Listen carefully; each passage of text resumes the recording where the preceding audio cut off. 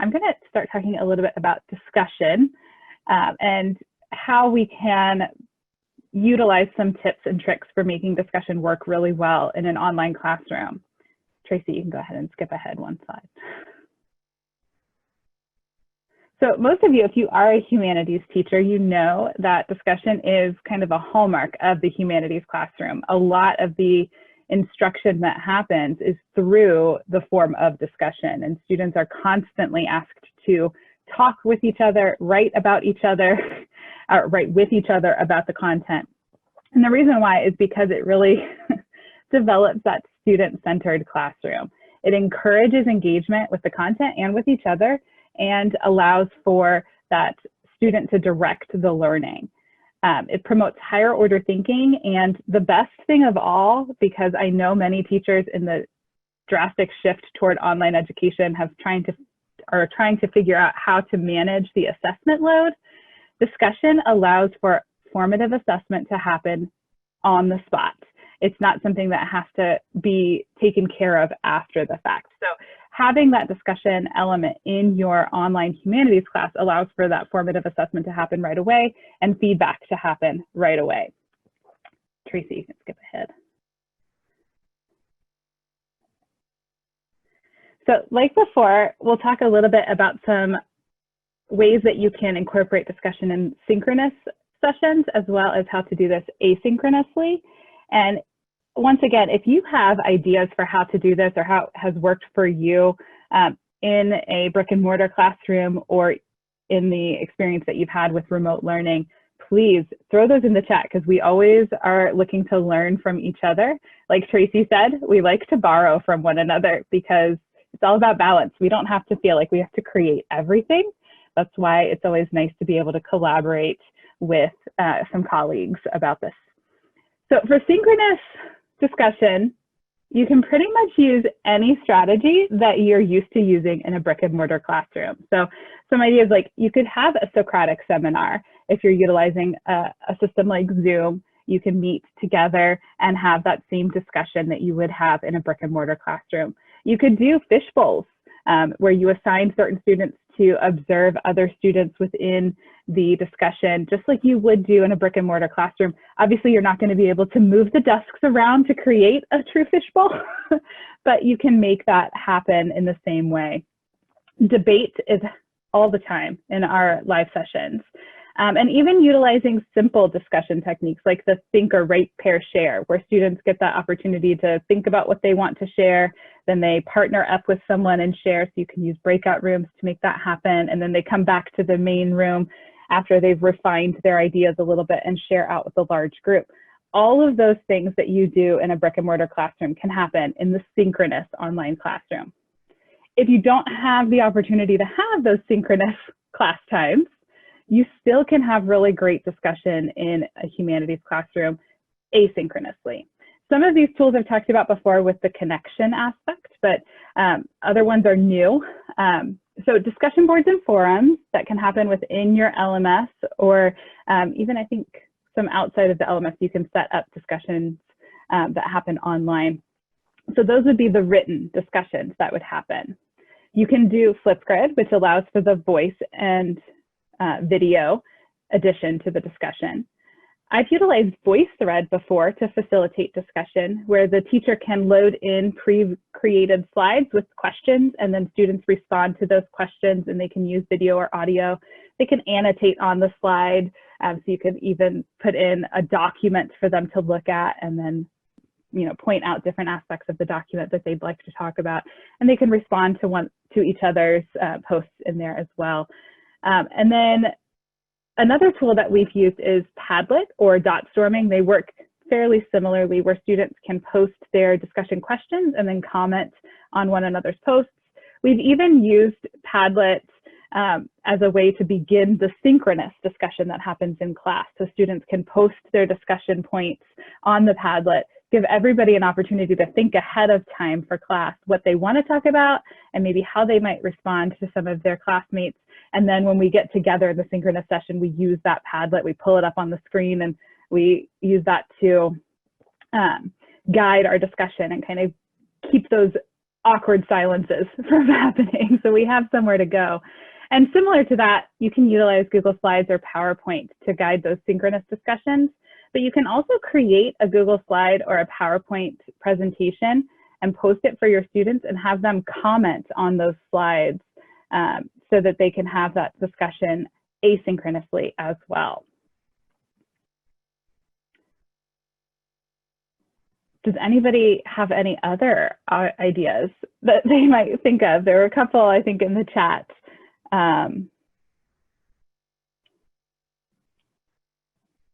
Maybe, I don't know. If you think of them as we're talking more, throw them out there because, again, we love to learn from each other.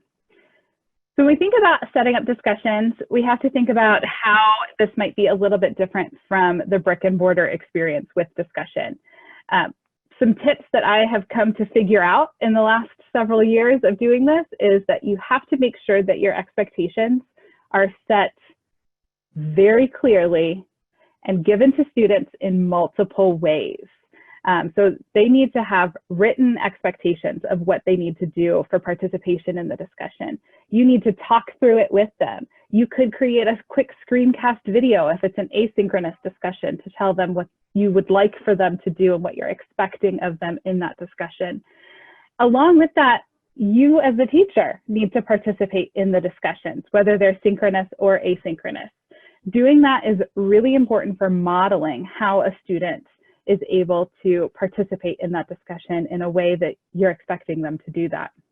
And then the last thing that we maybe sometimes forget about in the brick and mortar classroom is that students need to be able to evaluate their own participation in the discussion and evaluate the participation of their classmates in the discussion. And they need to have that opportunity to reflect on the discussion to solidify the learning that happened. I will have students complete a quick self and peer reflection at the end of the discussion in class, or maybe even have them do some type of debriefing after the discussion, especially if we're doing something like a share out or a debate, to have them think about like, oh, what was a really compelling argument in this case, or what maybe changed the way that I thought prior to coming into this discussion. So those are things I think as teachers we probably do in the brick and mortar classroom, but realizing and thinking through and making sure that there's a point to make sure they happen in the online classroom is very important. Okay, I'm going to be talking quickly about collaboration and how you can use collaboration both synchronously and asynchronously in your online class. So if you could flip to the next slide there, Tracy. Thank you. Okay, so participation time. So collaboration is a major component of student-centered learning, as we've already talked about. Students can work together to come to a better understanding of an idea, or to simulate something from the real world, or to produce a final product that they really feel good about. And research has shown that online courses that use collaboration are more effective in terms of student outcome, and the students like them better because they also get to socialize while they're learning.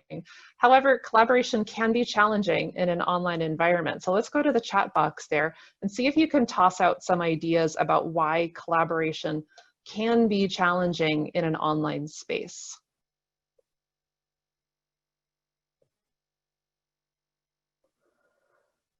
Just type in a couple of ideas here.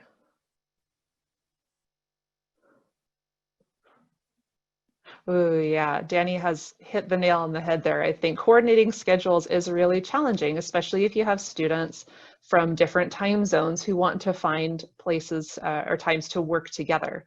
That's a really good one. Yeah, and as Suzanne there said, if students don't have a good sense of behavior expectations, especially in a synchronous live session, they might interject an off-topic comment. Danny said that monitoring different groups working in synchronous breakout rooms can be challenging if you have a large class and you have to bounce from room to room. That's a lot on you. Reading body language absolutely can be more challenging. You may notice that the three of us are very expressive because we're trying to convey our body language to you through this tiny little screen, and that takes a lot of training. Yeah, absolutely, those are great. What about some benefits of online collaboration? What do you see as some positives here? Maybe things that you wouldn't even think to do in a brick and mortar class.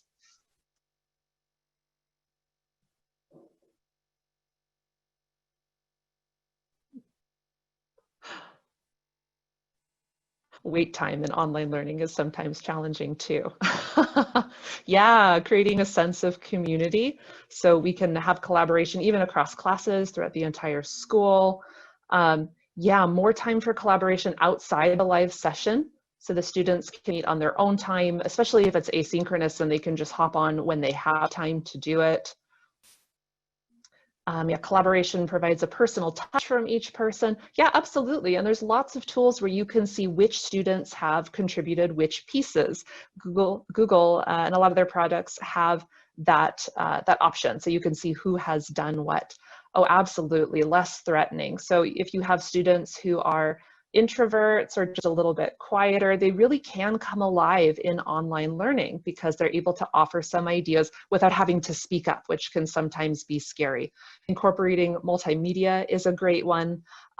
There's so many different tools where you can create a really beautiful final product in a very short amount of time. More varied resources available for different students and households. Absolutely, that's something we didn't really get to touch on at the very beginning of the presentation. But yeah, your students are going to come from different backgrounds and may have access to different tools. So in a collaborative space, students are able to share those resources in a more equitable way. Thanks for bringing that up. Now, your role as an online teacher during collaboration is really important. So just like with those student-centered activities that we talked about earlier, moving towards a collaborative classroom doesn't mean that you get to check out and then the students get to just do whatever. In fact, it really can be more challenging to be a teacher during these collaborative activities online. So you have to be present, whether it's synchronously or asynchronously for all of your collaborative groups. And that means bouncing in between breakout rooms or adding lots and lots of comments to those asynchronous spaces. So you also need to offer scaffolding and advice for different groups of different ability levels. And you need to make your expectations about participation and assessment very clear, just like what Carly was talking about, both verbally, so during a live session, you tell the students what you need them to do, and also in writing, so they have a checklist and they can come back to that and to know what the expectations are for participation. Could you flip to the next slide, please? Thank you. Okay, so again, we're going to talk about how to use collaboration both synchronously and asynchronously. And please do feel free to toss out some of your own ideas in the chat. So I've already talked about breakout rooms, and this is a really fantastic tool that a lot of platforms use, where you can put different groups of students in their own little Zoom rooms or Adobe Connect rooms or Google Hangout rooms, and they can collaborate with each other on video. They can do their own screen shares. They can look at the internet together if they're doing research, and those are really useful to break up work and to have students come back and then share with the entire group. Office 365 and Google Docs also allow the students to share information almost immediately, and they can work on the same document together. And then finally, students can come back together to a large group and give presentations about the things that they have created together. And those are often very entertaining, often very humorous. And again, they can use all of the tools that are available to them. On the asynchronous side, I know a couple folks mentioned that sometimes it's hard to schedule times, like maybe the students can't actually meet physically in a Zoom room or in a Google Hangouts room, but that is a possibility if they can schedule some times together. There's also different groups that you can create on various LMSs. So maybe for one unit, this group of 3 students works together, and on a different unit, this group of 3 students work together. So you can create different groups for different units. We also have different tools that have already been talked about, like Wakelet and Padlet, where students can contribute ideas. They can contribute even different readings or different documents that they'd like to share with their classmates. And the big one there I put on there is Teams. We love Teams. It is our digital hallway. It's a place where we can just chat. It's also a place where we can share documents together, both synchronously and asynchronously.